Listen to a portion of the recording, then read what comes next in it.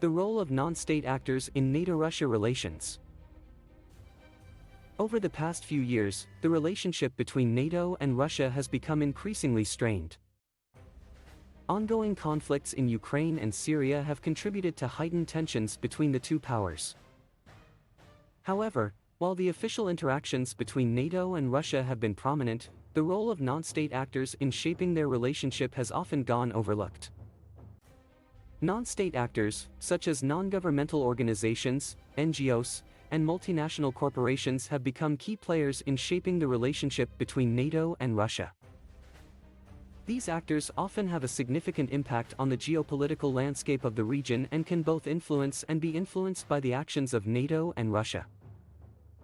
One important factor in this relationship is the role of NGOs, such as human rights groups and environmental organizations.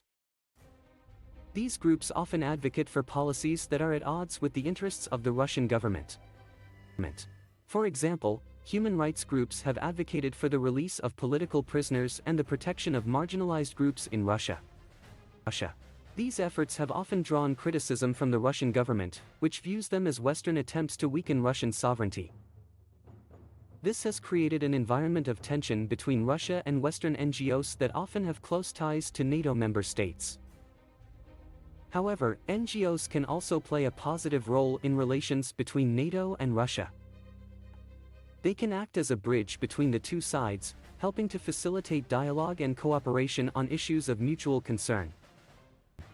For example, NGOs can work together on issues such as climate change, cybersecurity, and disaster response. These efforts can help to build trust between NATO and Russia and promote greater cooperation over the long term.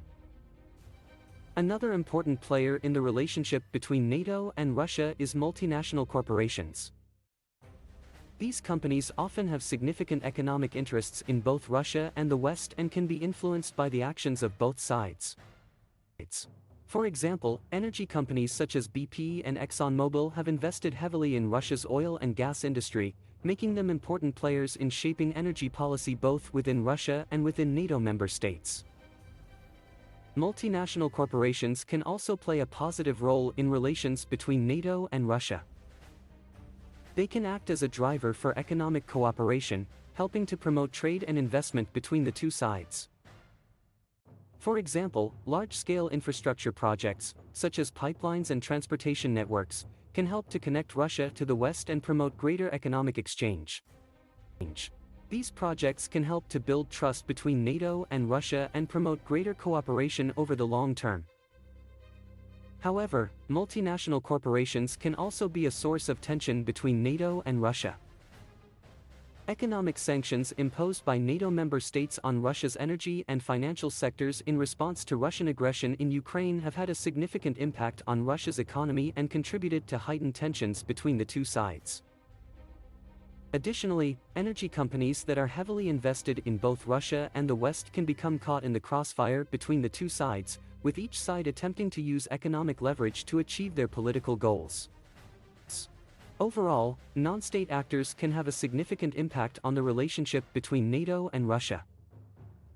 NGOs and multinational corporations can either contribute to cooperation and dialogue between the two sides or fuel tension and hostility. As such, it is important for both NATO and Russia to take into account the perspectives and interests of these actors when developing policies and engaging in diplomacy.